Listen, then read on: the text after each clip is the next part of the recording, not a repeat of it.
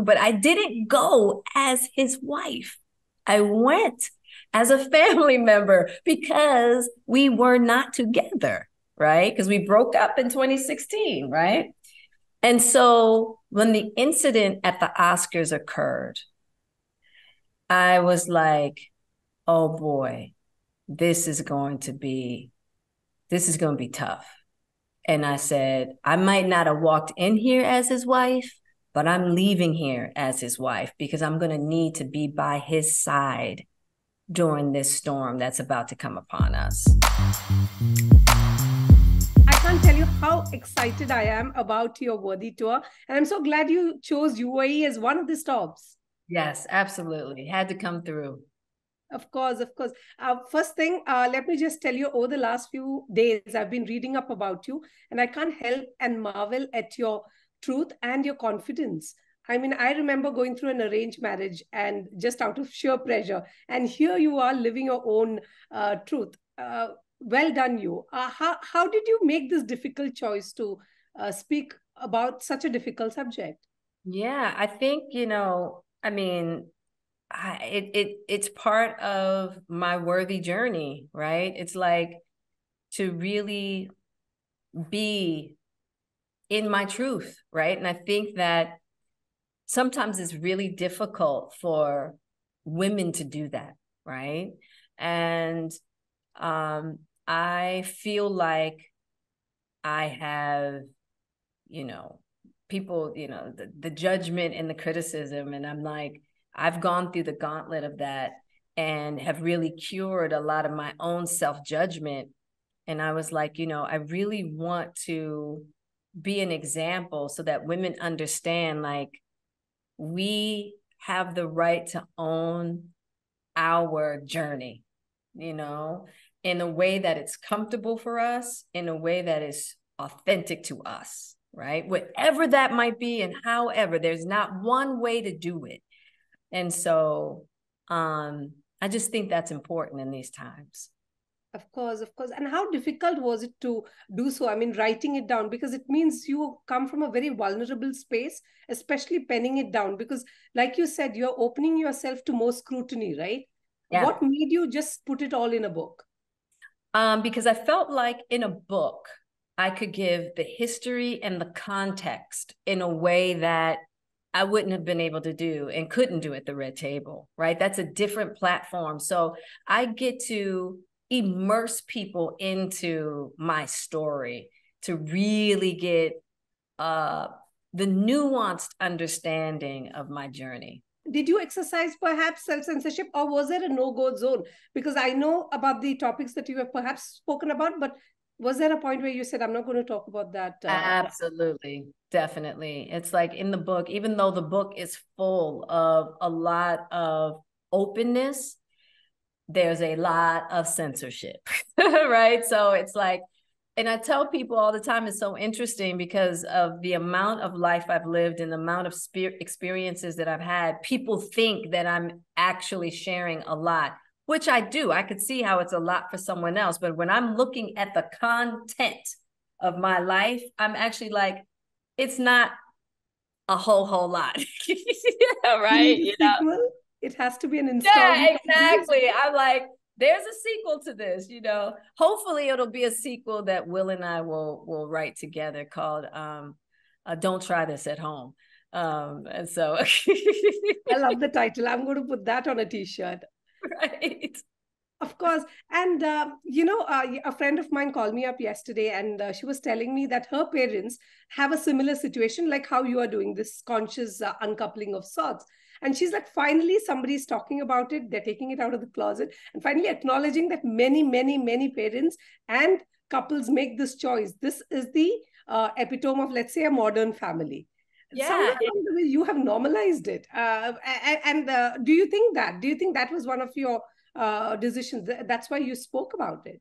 absolutely. And the thing about it is, and that with Will and I, we spent these years of separation trying to uncouple consciously only for after the Oscars to then reunite You know what I'm saying? To then decide like, oh no, like we're in this, like this is us, you know? And so I'm so glad that I took that time. And I know it was a long time, 6 years, right? 6, 7 years to like 7 years. figure out that, okay, we're in this, right? But, you know, I saved myself a lot of heartache of like getting divorced and going through a legal separation. Is like just he and I taking the time that we needed to go on our separate journeys and then decide when we were going to come together and heal together in a partnership. And this phase between us has been beautiful, you know. Right. And how did the Oscars incident perhaps did it provide? Was it a catalyst? How did you It both was. participate? It was a catalyst because, you know, I once Will finished Emancipation, it was a very, very, very challenging movie for him. And a lot of things were coming up for him. And he wanted to get back into therapy. And so I did. I went back into therapy with him. So we were working through a lot of deep stuff. And then he got nominated. And so he was like, you're the person that I want by my side during this time. I can't think of anybody else I want to share this moment with. And of course, I was like, I want to share this moment with you too. But I didn't go as his wife. I went as a family member because we were not together, right? Because we broke up in 2016, right? And so when the incident at the Oscars occurred, I was like, oh boy, this is going to be tough. And I said, I might not have walked in here as his wife, but I'm leaving here as his wife because I'm going to need to be by his side during this storm that's about to come upon us, you know? And so from then on, that's when we really just started doing really deep work together.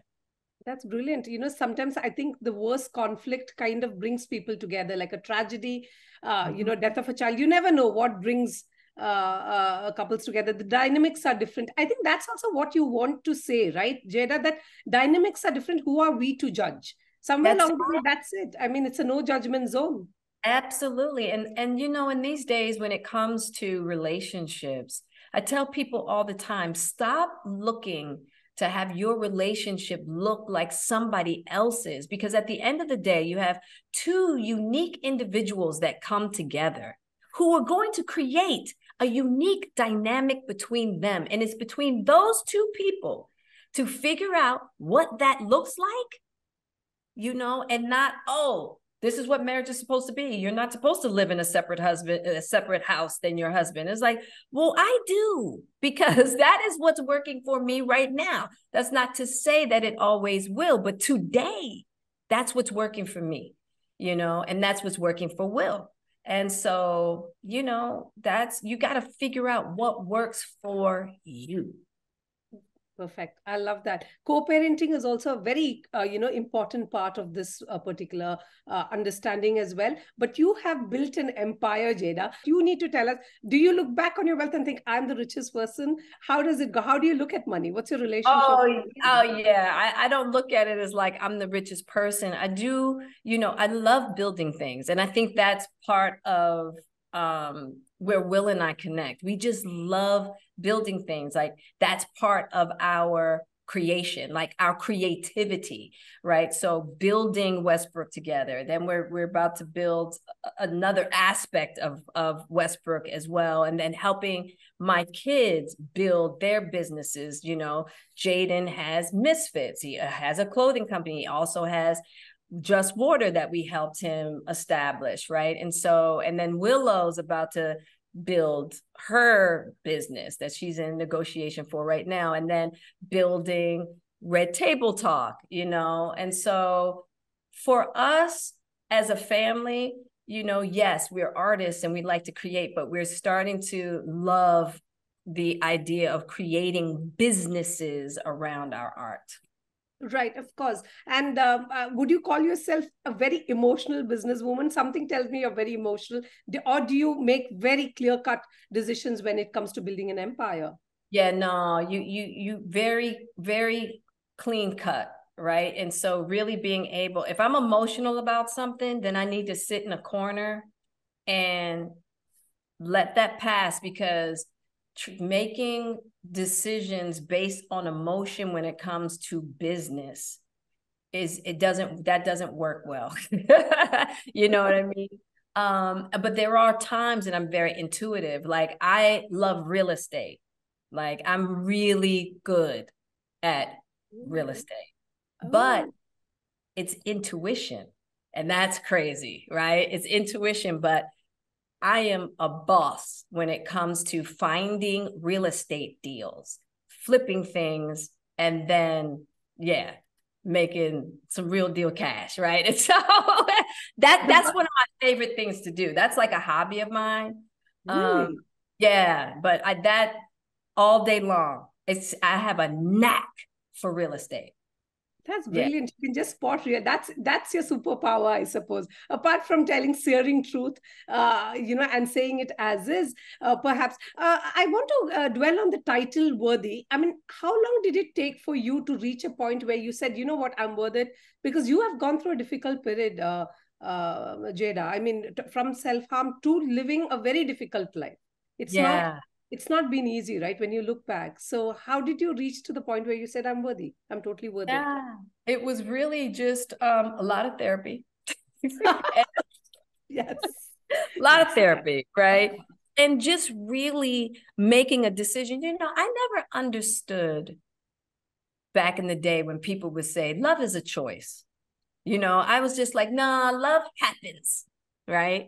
And so I realized, wow, we have to make a choice to love ourselves, right? And so when I made that choice to love myself, and I talk about this in the book, when I was suicidal at 40 years old.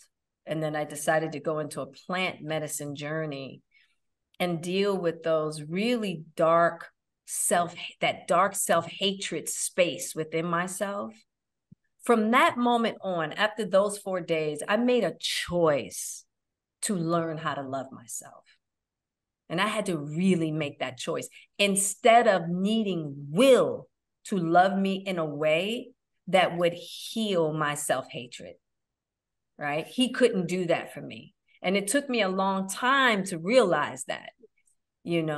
And so once I made the choice that I wanted to love myself, the universe just kept opening doors to show me how to do it. That's brilliant. It's so important that you say men can't complete you. I mean, we go for this marriage. Like, I remember my parents thinking marriage is going to keep you safe for the rest of your life. He's your caretaker. We come from that kind of thinking. And here you're telling me that they're not responsible for your happiness. You just need to go out there and do it, isn't Yeah, it? it's like, they can't, men are trying to figure out their own happiness. You know what I mean?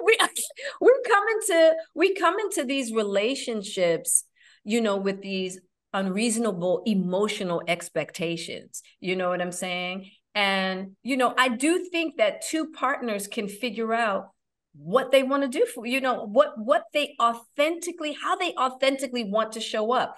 You might have a man that's like, I want to take care of you, right? And it's like, okay. And then you can figure out what that means between the two of you. And that woman might say, I still want to work. You know what I mean? It's like, Right. so it's up to two people to figure out what their dynamic is that makes them happy, that makes their relationship sing. And it might not look like how your girlfriend and her man is doing it, and that's just real talk. I love it. And Be okay I with have that. No, I'm good. Yeah, and even you've kept your finances different. Something tells me that somewhere you need to stand on your 2 feet. I mean, at the end of the day, you have to have like a level playing field. You can call the shots in a relationship or at least meet them halfway, especially men, if you are financially sound. Does that make sense? Like with you, was it one of the factors that you are financially independent? You have your own Absolutely. empire on yourself. I mean, it's not dependent on Will Smith. It's not a dependent on Will. It's nice to have Will, right? But I'm a eat. and I'm gonna have a really nice roof over my head, whether Will is here or not. You know what I mean? Love it. No, no, that gives you a certain freedom, doesn't it? It It does. does. And my grandmother taught me that at a very, very young age. She taught me, she said, never, ever depend on a man. And now, mind you, her husband, my grandfather, was a very successful doctor, right? But her mother was thrown into an insane asylum by her father and left there. That back in the day, you could do that. A man could just go, my wife is crazy, lock her up, you know? And unfortunately, my great grandmother did have psychological issues. But I think for my grandmother, the fact that her mother had no say whatsoever, right? It made her just in her own life. She always had a job, even though she had a very successful husband.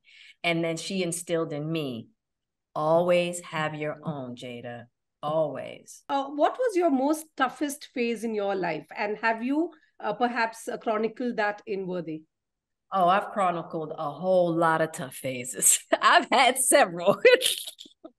I've had several. I mean, and that's what Worthy is about. Worthy is about the exploration of all the tough phases of my life and how I got through those tough phases, you know. And that's it. It's like I consider Worthy really a really deep exploration of many different kinds of valleys of the shadow of death in my life, where I've had to do really deep transformations and reconciliations with, you know, false beliefs and existential disappointment and heartbreak and loss. It's full of all of that. Brilliant. I can't wait to read. If there's one book that I read this year, Jada, it's going to be yours, because I love the fact that you're truthful. I mean, there's no price tag to honesty. And thank you for being honest with all your fans. Thank you. I appreciate that. Thank you. Thank you so much for your time. Lovely speaking to you.